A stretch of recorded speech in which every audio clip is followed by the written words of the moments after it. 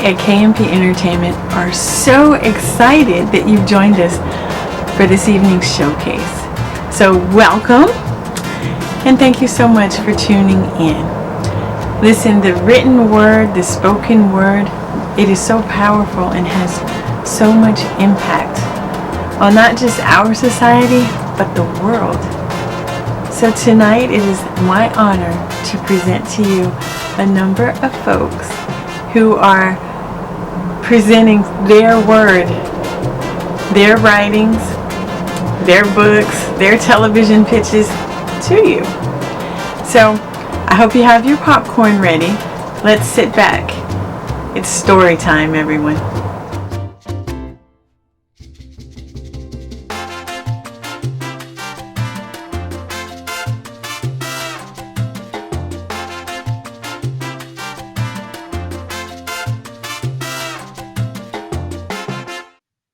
The others filtered from the room, shuffling through the misaligned rows of folding chairs and murmuring to one another, the air of anticipation as tangible as iron amongst them.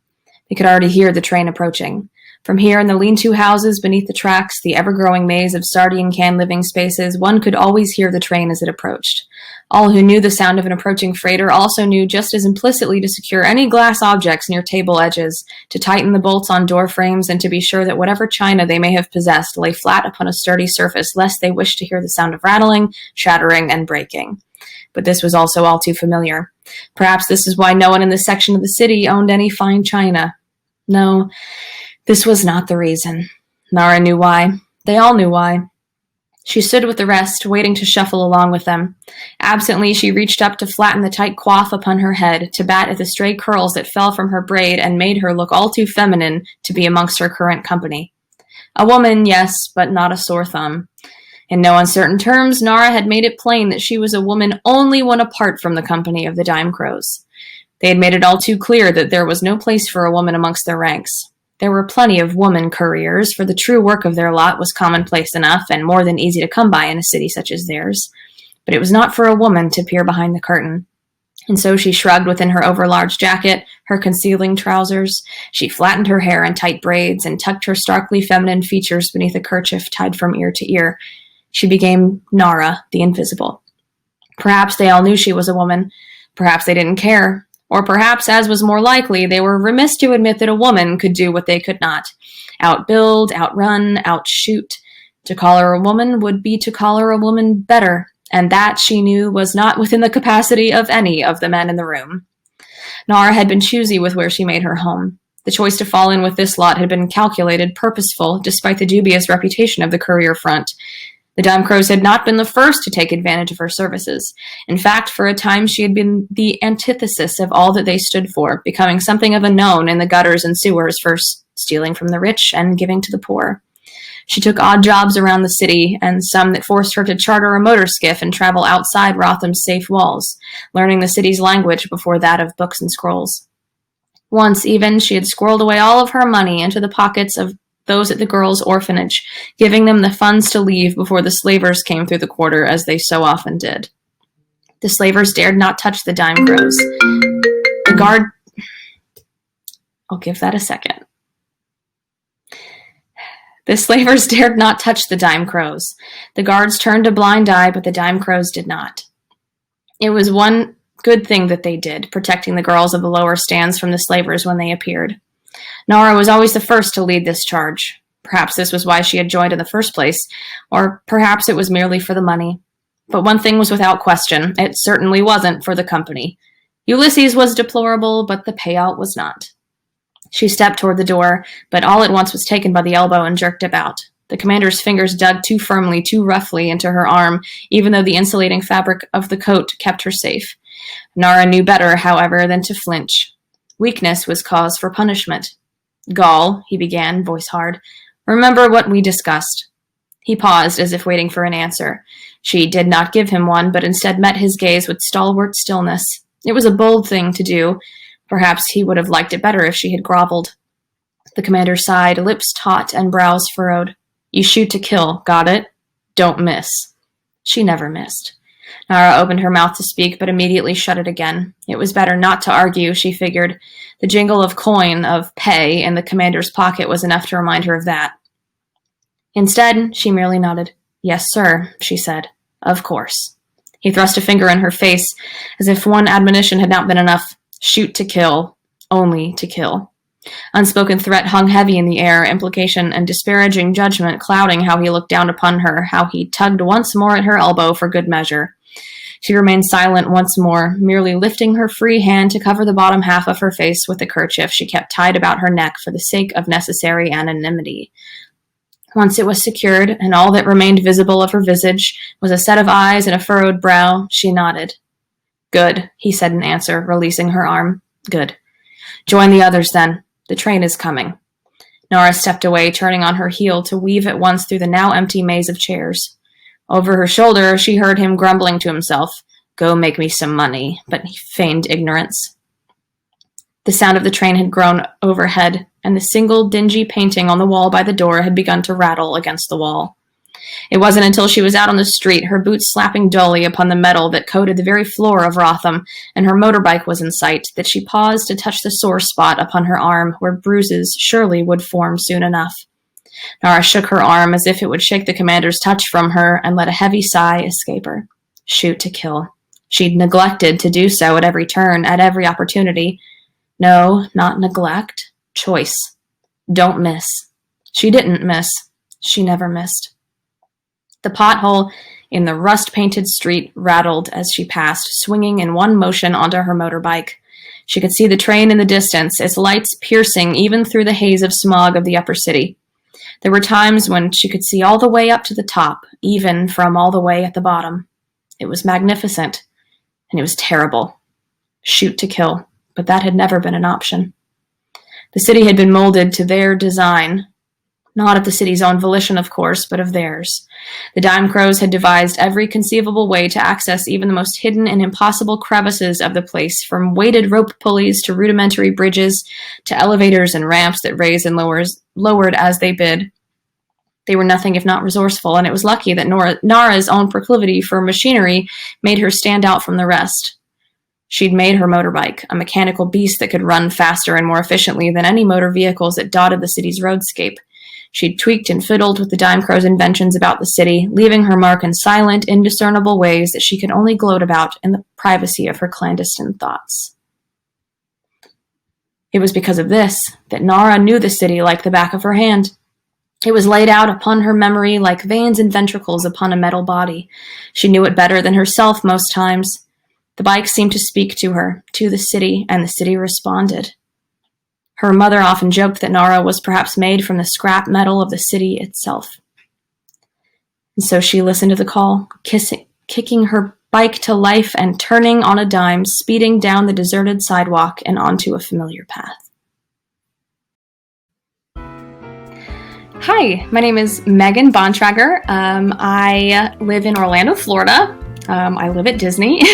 I recently graduated from the University of Central Florida with a bachelor's in creative writing and a minor in anthropology, which is a weird combination, but it makes for some fun stories that pop up when I least expect them. Right now, I am working on my master's at Johns Hopkins. It's a master's in writing. And I am the only person under the age of 45 in any of my classes, and it's very intimidating, but it's very fun. And I'm only a week and a half in, but I've learned a lot, and I'm really looking forward to having this degree and being able to say, hey, I wrote at Johns Hopkins. Outside of writing, I work on a farm. I work with horses. I help rehabilitate rescue horses. Right now, my sights are set on former racehorses who need friends and families and homes, and who just need someone to love them. Also, I work with a lot of public advocacy organizations here in Central Florida, and my love for advocacy and community work is where a lot of my writing comes from. A lot of my protagonists, a lot of my plots, a lot of my stories, my ideas all begin with a desire to reach someone who needs a voice. All of my protagonists are women, and they all have the struggles of women. So I'm really hoping to reach some of the communities that I currently work for with my over-the-top, wacky, fantastical fiction. Maybe someone will find themselves in the crazy, weird worlds that I create. And that's what all writers want to do, I guess.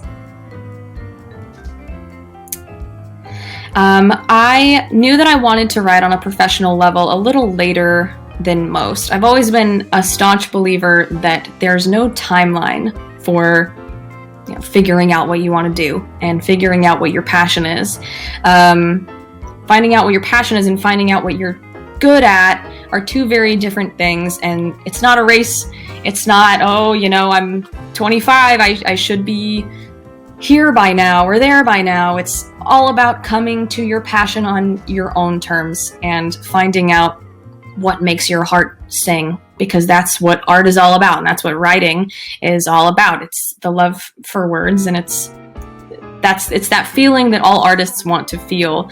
And I found that kind of late. I started with theater because I always knew that I wanted to be a storyteller. I loved stories, I loved words, I loved the arts, and I was convinced that theater was the outlet that I wanted to take. So I went to theater school. I moved to Los Angeles when I was 17. I dropped out of theater school because I got a little cocky. And I, didn't do too well in Los Angeles because I was a teenager living by myself. And the one thing that got me through all of it was writing and words. And it was during this time that I connected with my grandfather, who he's a jack of all trades, but his true love and what has gotten him through similar hard times is writing. He was an English professor. He's written hundreds of novels that he's squirreled away for the world to never see. But it was words and stories and writing that got him through some of the toughest times in his life, and he told me that during the toughest time in my life. And I found joy in writing for my friends and in creating written word for my friends. I would write them plays, short stories, monologues, and they would go out and do them and just have the time of their life. And I realized that going out and doing it, the theater thing, wasn't what made my heart sing, it was words. And so then I decided that I wanted to pursue writing professionally. And maybe that was the universe telling me I'm not a very good actor. The passage that I read just now is not part of a finished work. My most recent finished work is in editing stages, and it's 537 pages long. So I had kind of a hard time sifting through that mess, trying to find something short. But what I just read is part of an in-progress novel that I started as an independent study project in my last semester at UCF. But before that, it was a video game design. A few semesters ago, during my bachelor's, I took a writing for video games class where the final project was to just create your own video game and create the world and the characters and a plot line and a sample section of a script. And everybody on the last day came in with 40-page documents, 80-page documents, and I came in with a big old folder, 150 some odd pages thick. And I looked at my professor and said, maybe I did too much. And he looked at me and said, maybe you could do some more. So we did an independent study the following semester where then I worked on turning that video game into a novel. And that is, you just heard part of that. But it's very much in progress. So it's not available to be read yet. Kind of have to finish it first, but that's my eternal curse, hopping from one project to another. But once it's actually finished, and once my other project is finished, and once I get the guts to write some queries, you'll be able to find more information about that on my social media. I'm also working on a website that's not quite up yet. This is my first real foray into marketing myself. So I guess we'll see how this goes. And then we'll see if I want to buy a website. But for now, you can find me on my social media, my Facebook, my Instagram. I don't know if people are still on Twitter, but I'll try Twitter. And whenever I finish a future project, it will be there. Well, thank you so very much for listening to me ramble. Thank you so much for listening to me read. And thank you for supporting all the other wonderful, wonderful writers who are involved in this showcase. I'm very lucky to be amongst kindred spirits and amongst great talents. You can vote for me in the comments with a hashtag Megan Bontrager. Or if my last name is too crazy, Megan B. But I mean, you don't have to just vote for me. Vote for everybody who makes your heart sing. Everybody whose words that you love. Again, thank you so much. Continue to support the writers in your lives. And thank you so much for listening. So I'm honored to be able to read a couple of my own stories, a couple of my own novels. So I'm just going to share some excerpts from a couple of novels. First, I want to share an excerpt from Kathy. So just like the rest of the books in the series that this book is a part of, it centers on a female heroine who faces all kinds of adversity, obstacles, everything's thrown at them, but they manage to find resiliency among all the chaos. So I just want to share a little excerpt from Kathy. They always say begin at an interesting place, so I hope this is an interesting place.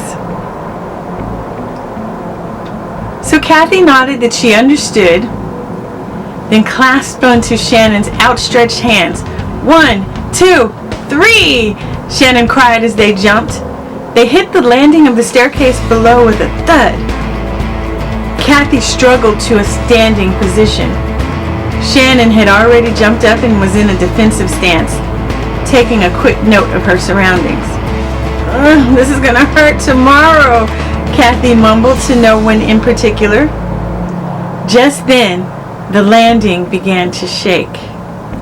The ground beneath them began to tremble. The stairs started to crumble. Run! Shannon commanded. Before they could get to the bottom of the stairs, the walls of the hotel burst open. Flames spewed in every direction. Shannon was thrown one way and Kathy the other. Yet, they managed to keep each other in sight. Shannon crawled slowly toward Kathy, who was covered in blood. I'm good. Let's just get out of here, Shannon, Kathy said. A whistle on the left caught their attention. It was Fred. He beckoned them toward the getaway car. They didn't hesitate to oblige. I thought you'd gotten yourself killed in there, Shannon chided him. Absolutely not. I knocked out a few people and then I blew the building up before the real bad guys got here. The real bad guys? They seem pretty real to me, Kathy joked as she followed Shannon's lead and she hopped into the car. She squeezed into the front seat with everyone else, despite the seats being of the bucket variety. Fred sped away just as the gunfire erupted again. Kathy wanted to look back at the scene unfolding behind them, but she was too frightened. Fred startled her away from her thoughts by tossing a handgun into her lap. She looked up just in time to see Shannon locking and loading her own handgun. Shannon, take the wheel, Fred yelled as he dove from the vehicle.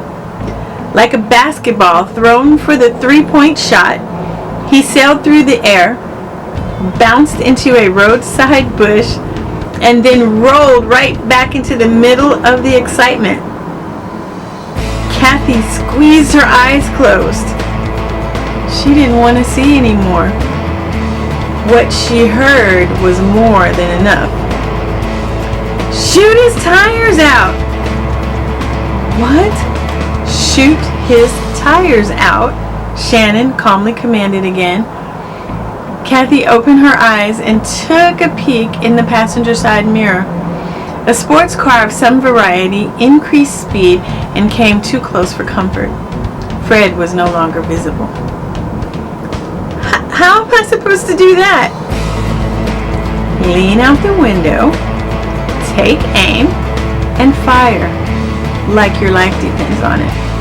Oh, that's right, it does. Kathy sighed.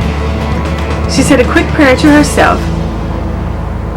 Then she grabbed the weapon that was in her lap. She stared at it for just a moment.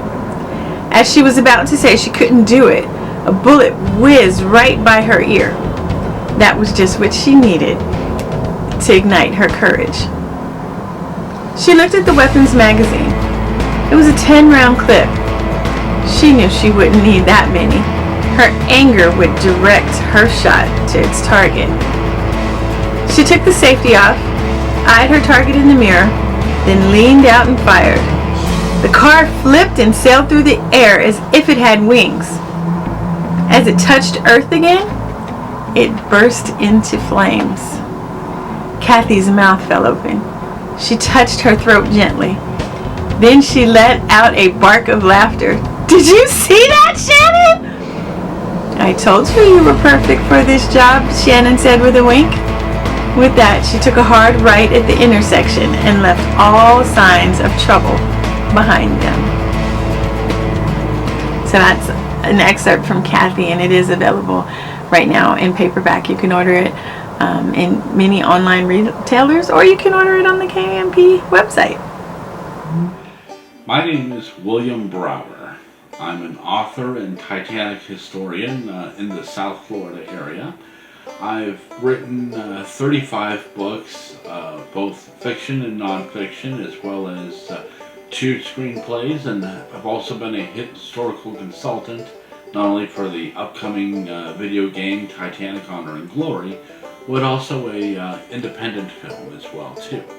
I learned that I wanted to write on professionally was actually when I first discovered the craft itself in 6th grade. I took the grand prize at a Halloween short story contest, and I was rather surprised that I was able to capture people's attention using my words alone. And at the time I was a very shy but socially awkward young man, so the opportunity of expressing oneself without being vocal about it was almost like a therapeutic tool within itself. And the fact that I was able to inspire those around me with my words only helped to fuel that inspiration and the drive even further. And that is what it still continues to push me, is the letters and the emails of people that have looked at my work, who have oftentimes have felt inspired and motivated. And those are 2 big things that I always try and do for anyone who reads any of my projects. Touched by the Titanic is available online on Amazon, Barnes & Noble, and many other online distribution websites. You can also order it through the stores as well too, if you have in-store delivery. I am very, very active on Facebook, as well as Instagram, LinkedIn, and even as a co-host through Blog Talk Radio on Francine and Friends. So if you would like to follow any of my future endeavors and current projects, please feel free to reach out to me. And I'm also available to answer any questions through any of them. So feel free to ask anything if you are curious. Well, definitely thank you so much for the time and for the opportunity to listen to my words and see the importance of how the influence of a grandparent can motivate the next generation into greater achievements.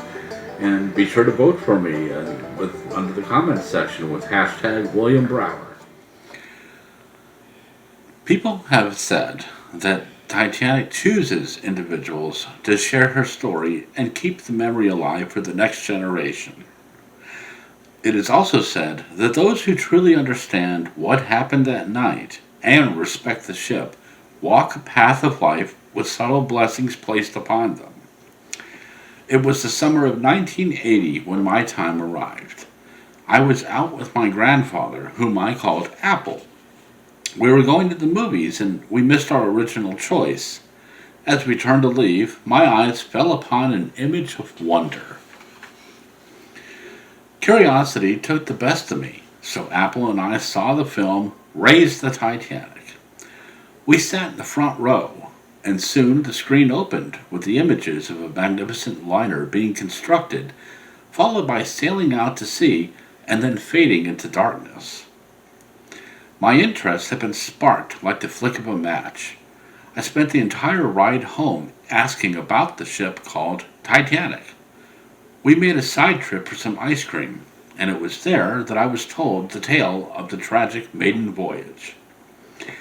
Apple told me how the newspapers claimed that the ship was unsinkable, and then a week later the public was shocked as the liner had foundered. I wanted to know more about the ship, and Apple encouraged me to pursue the interest by buying me the book A Night to Remember. I was just learning how to read, so Apple would wait until bedtime and then come into my room where he would read one chapter per night.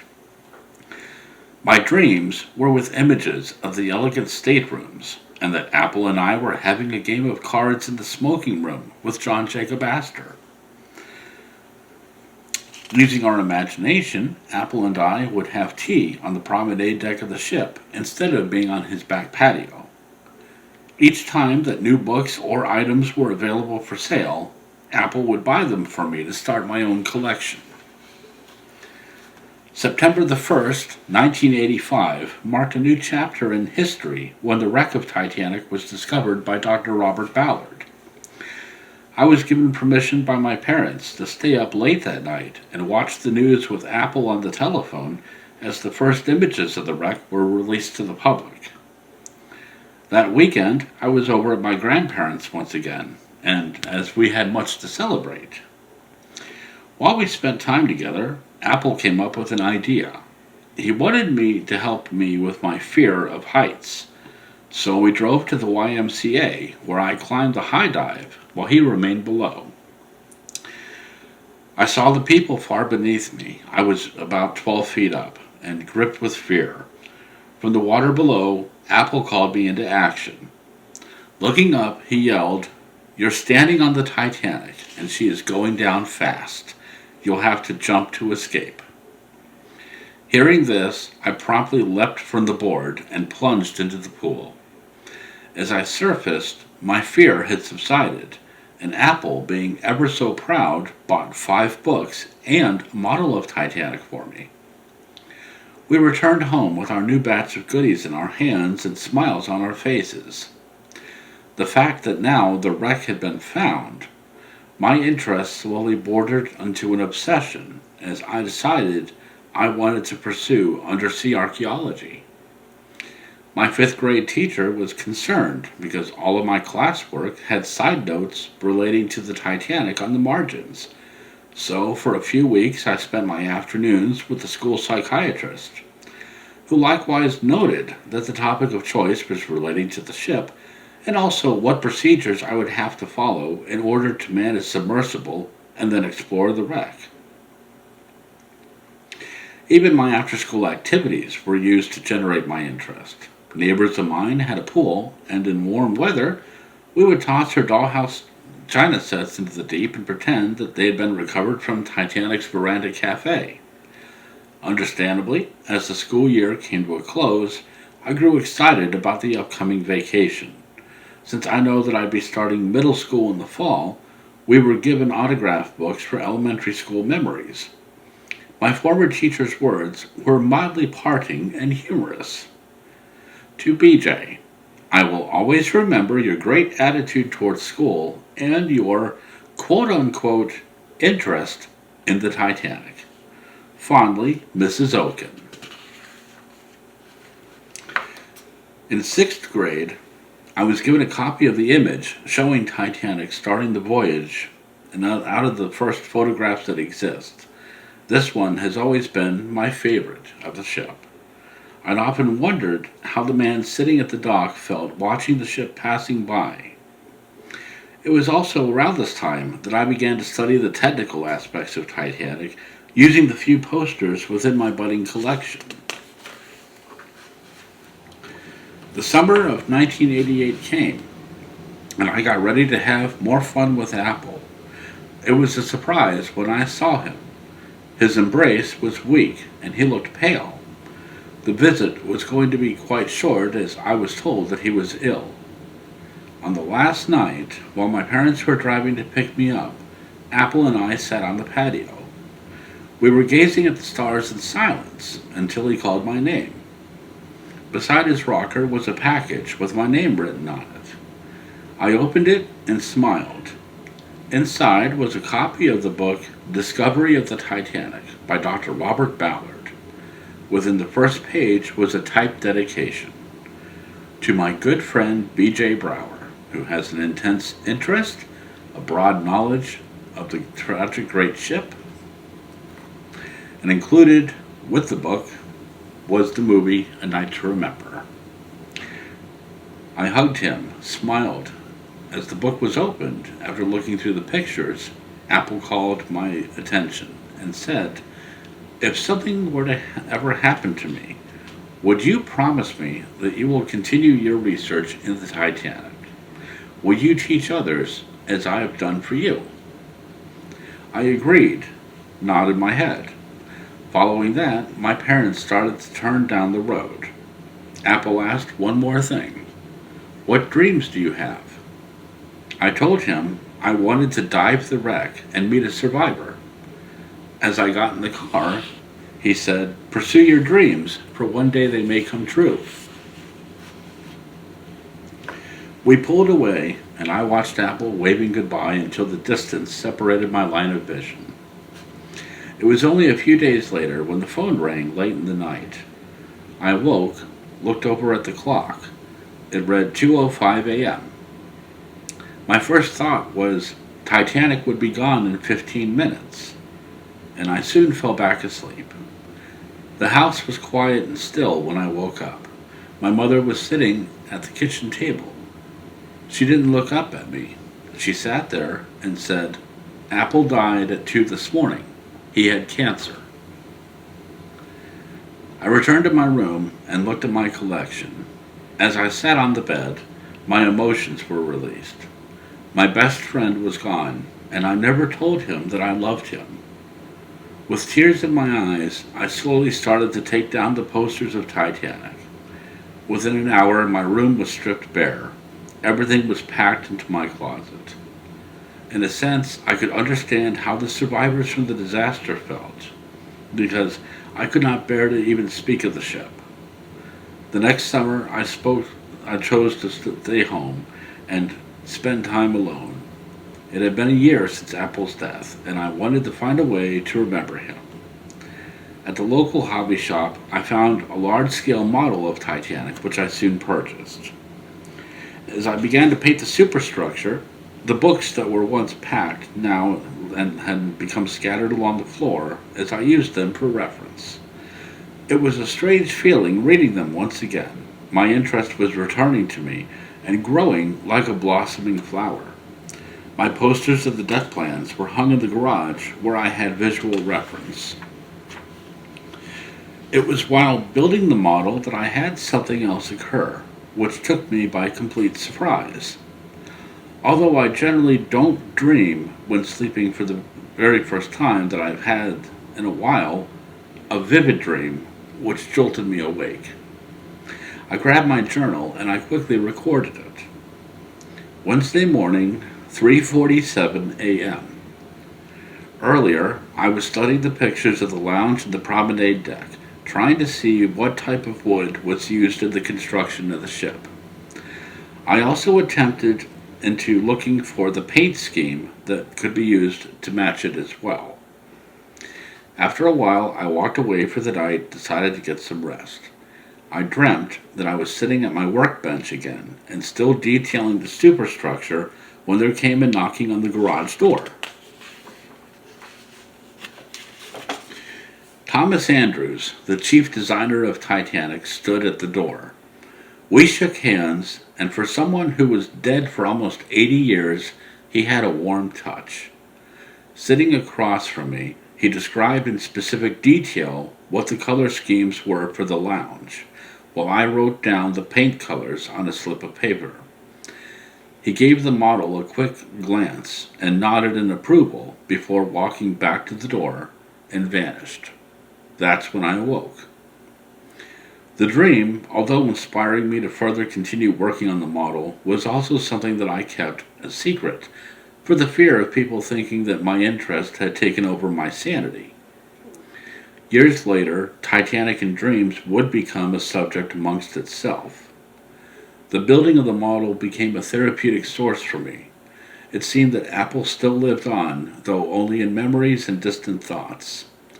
The model, which was supposed to have been a summer project, turned into a labor of love that lasted 4 years. On May 31st, 1993, the 81st anniversary of Titanic's launch, the model was completed. It took the same amount of time to build it as it was for the construction of the ship itself. Sitting above the model, I hung my first set of lithographs, while across from the deck plans was a drawing of the ship done as a birthday gift by my friend James Flood, a maritime artist and family friend. The passage that I had read actually is from my research memoirs called Touched by the Titanic. This was originally a companion book for the 100th anniversary of the sinking, when my collection of memorabilia went into a museum exhibition. And this entails specifically what led me to a nearly 40-year devotion of research into the ship and her passengers. So now I'd like to read you a little excerpt from Lara, Hope is a Dangerous Thing. And just like all the other books in that series, it does center on a female heroine who goes through hell and back, basically, to learn what resiliency is all about and to see if she's got that in herself. So each of these books has a little piece of me and my life experience within the walls of it. The excerpt I'm going to read you from Lara is actually very true.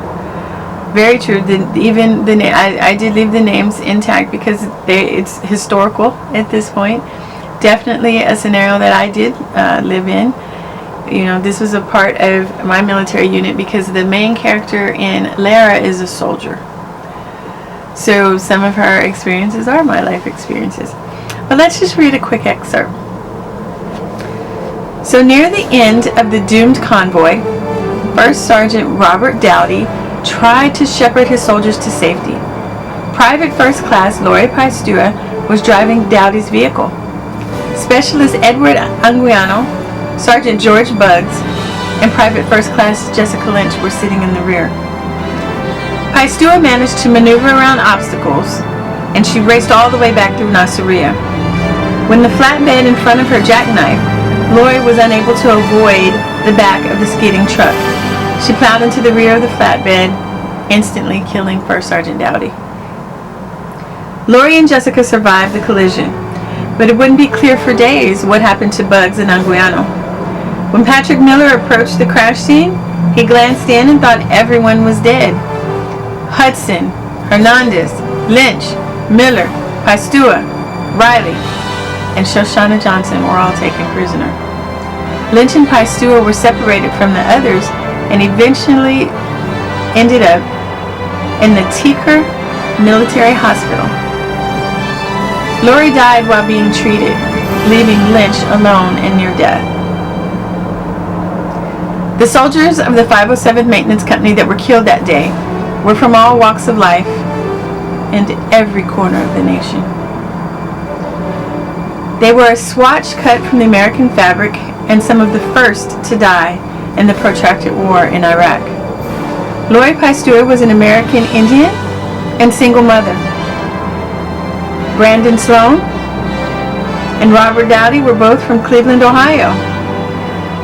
Brandon, only 19, had left high school early to join the Army, while Dowdy, 38, was a career soldier. He was actually close to retirement. James Cowell, 22, was a friendly computer tech who left behind a pregnant wife. Bugs and Anguiano, they weren't even members of the 507th. They were just helping out. Dowdy had convinced them to take one of their vehicles in tow 2 nights before. Their tow truck had run out of gas north of Anasarua, and First Sergeant Dowdy and Paistua and Lynch had therefore picked them up. By noon on the same fateful day, the Marines had pressed north to secure 2 vital buildings in Anasarua. The fighting started long before they reached the Euphrates River, but it wasn't until they moved into downtown Nasiriyah that all hell broke loose. Alpha Company secured the Euphrates River Bridge, while Bravo Company swung out to the east side of town. Charlie Company raced over the Euphrates Bridge and charged through Ambush Alley to the Saddam Canal Bridge. 18 Marines died in Charlie Company's battle for the Northern Bridge. Donald Klein was a 21-year-old husband and father of 2 young boys. Patrick Nixon loved history, and he wanted to eventually become a history teacher. Philip Jordan was a career Marine and a loving husband and father. Fred Picorni was a giant of a man who had just been promoted to first lieutenant. He left behind a wife and baby girl that treasured him deeply. Sergeant Michael Bitts was the father of 2 young boys and 1-month-old twins. David Fribley and Brian Busing were both Florida natives. Fribley joined the Corps after September 11, 2001, and Busing had been in the Marines since he graduated from high school. Brendan Rice was the son of a decorated Vietnam veteran, and Rondell Rossecker was the son of a Navy missile chief submarine sailor. Jose Garibay and Jorge Gonzalez were both from Southern California. Thomas Slocum was a 22-year-old from Colorado. And Nicole Hutchings was from South Carolina. They were both troubled teens who had worked to turn their lives around in the Corps.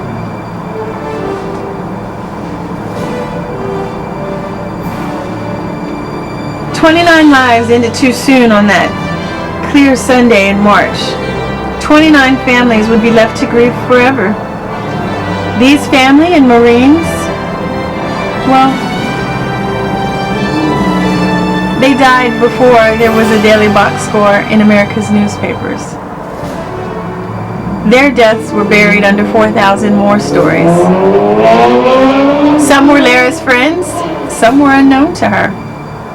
But she would never forget their sacrifices that bloody day." So again, that's Lara. Alright, so what I'm going to be presenting for you is a condensed TV series pitch. It's about 3 pages long, so really short, for a show which I've entitled Tragic. So it's a teen or young adult slasher horror murder mystery. And then I have like a little section which I have labeled as mood media. So that's, you know, like other like more familiar pop culture pieces that you can think of to kind of get like a vibe of what we're going for here. And so those are Scream, the movie series or the TV show. I was more aiming for the TV show, but both definitely work. Until Dawn, You, Pretty Little Liars, and Heathers. And then some themes that this series would cover are mental illness, loss, family ties, and then secrets and public perception. So the logline for this series is: when its golden girl is found murdered, a small island in Maine is tossed into turmoil, searching for her killer, who might be closer than anyone realizes. The next section that I have is, again, because this is super short, it's not so much a plot summary or going episode by episode. It's more just in prose style, kind of like describing what the show is about in a really, really condensed, like aesthetic-y way. So I have it labeled as the show's concept. Whispers at a funeral. Closed casket, overpriced bouquets spilling over into the aisles and brushing the hems of black clothes. No one imagines a whole life can amount to lies told through teeth, standing behind a podium as collections of half-truths spill through lips in the name of a eulogy. Don't speak ill of the dead, they tell you. Somehow it makes the lies easier. Makes the girl in the casket more whole. Her life pretty enough to blot out the bloodstains near the end. You forget, but the police file with your name as a suspect doesn't. Eventually, you're called in for questioning. They say it's nothing personal, that they have to talk to everyone, but you somehow don't believe them when they say nothing is official yet. There's an awful lot of underlines in the notepad at their fingertips for pure speculation. Everyone knew Amy, though. She was a sophomore in college, majoring in musical theater at the small 4-year community college on the island. It was a small degree program in a small college on a small island. And so when she went missing a month ago, it was the biggest news story the island had seen in a long time. Everyone was on high alert. If something could happen to the angel among us that was Amy Woodward, surely an unspeakable fate could befall any one of the 274 people living on the island. Some people think it was merely an accident. She must have driven her car off the cliff on accident.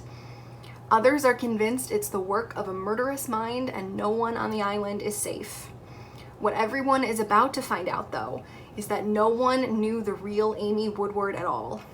The news coverage of the story has slowed down, and someone behind this tragedy has deemed that unacceptable. Their targets are now the people closest to Amy, at least in their mind. These unfortunate souls will have the opportunity to uncover both the girl they think they knew, as well as the person who had it in for her. And if they don't unmask the killer in time, they might meet the same end as Amy. So this next section is going over the main characters. And then the protagonist, who the series would be told from the perspective of. His name is Delson Reyes. So again, everything that I have written for the main characters is kind of in that same almost abstract style as the concept. So I have Josh Washington, Billy Loomis, Gustavo Acosta, Jason Dean, son of a famous film director. The thirst for that perfect shot is in his blood. Film reel where gray matter should be. Life is like a movie, only you can't pick your genre. Life handed him horror. Unwillingness turned to eagerness. Anyone this cold once had to care too much. Our protagonist and our killer. Amy Woodward, the first victim. Being perfect means you're happy, right? Maybe only if you're perfect through and through and not just on the surface. No one had a reason to want her dead, except maybe the boyfriend she was cheating on, her other boyfriend's wife, the girls she bullied to tears, the owners of the mom and pop stores she shoplifted from just for the thrill of it, or her jealous twin brother. Dr. Jeremiah Hill and Joyce Wu, Delson's somber shrink and his bubbly secretary. We see them and get glimpses into Delson's psyche during their sessions. When the big reveal about Delson and Amy drops, we also learn that Hill and Joyce have only ever existed inside Delson's head. Noah Woodward, Amy's twin brother, older by 10 minutes, the black sheep of his all-American family. When their parents split, Dad took Noah and Mom took Amy. When Amy went missing, Noah hardly batted an eye. He's very hostile, apathetic, manipulative. Neither he nor Delson particularly have friends, but they've bonded over their love of horror movies. Mira Armitage, Indian Nancy Drew, textbook Virgo, girl power. Always right about everything all the time. More interested in solving Amy's murder than she ever was in Amy as a person. Dante Russo, the natural suspect, if for no other reason than everyone knows he's an ex-con. Never mind that he'd never heard a fly. He's always covered in grease from the garage he works at, and he wears leather and smokes and drives a motorcycle. So in a small town, he must be evil.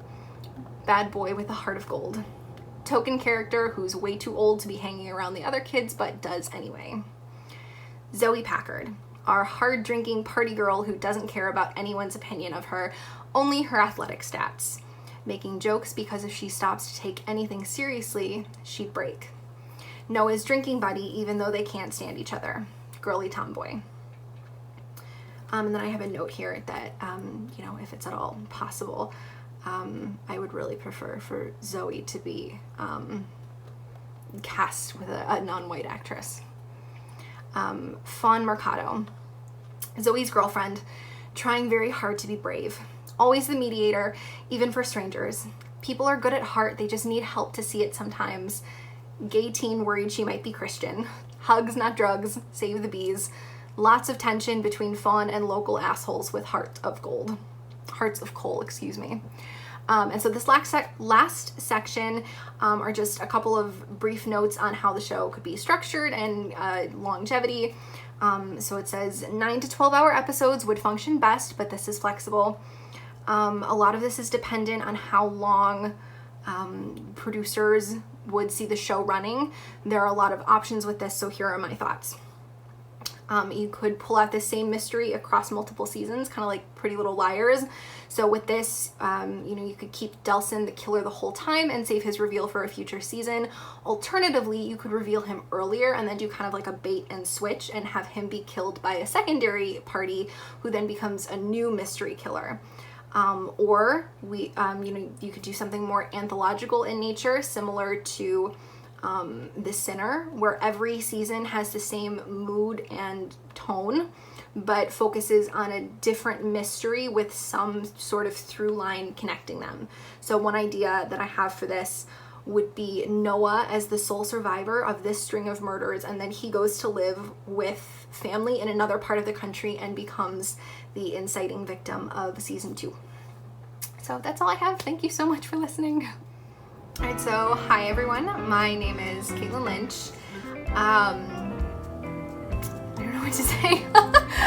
I am an actor, a writer, obviously. I also own my own non-profit community theater company called Door 14 Productions. And I work for KMP Entertainment, so thank you to KMP for hosting this awesome showcase. Yeah, I don't know what else to say. That's, I'll leave it at that, I guess.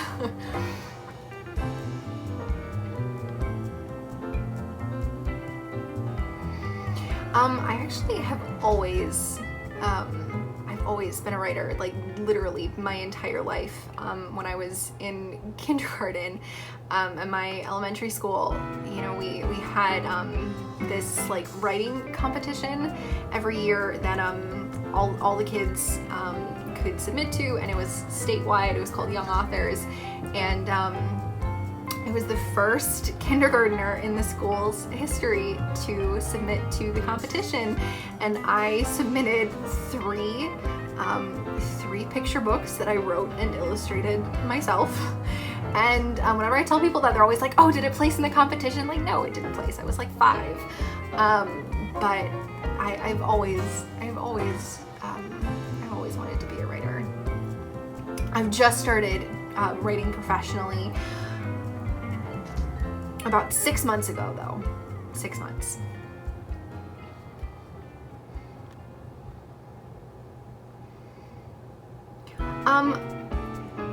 Technically, the pitch, that version of it is finished.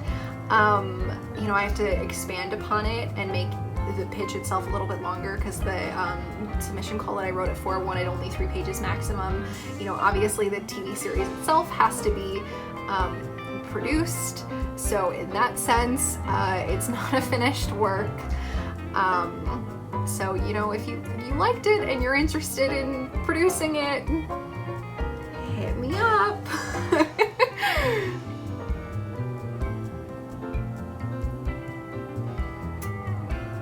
You can keep up with everything that I'm doing through my website. I have links to all of my other social media pages and everything, and it's super simple. It is literally just CaitlinLynch.com. So yeah, I have links to like my Twitter page, how you can hire me freelance, or get in contact with me professionally. Like my email address is up on there, my LinkedIn page is on there, and then I have 3 fiction short stories that are being published soon, that have all been accepted for publication within the last 6 months, and so as soon as those go up for sale, all of them so far are going to be on Amazon, so I'm going to figure out how to incorporate like a shop into my website so that you can buy those as well. So they're all horror so far, so you'll be able to read them in The Weird and Whatnot and Ghostlight, the Magazine of Terror, as well as Harvest 2 anthology published by Bloodsong Books and compiled by Zoe Zoltan.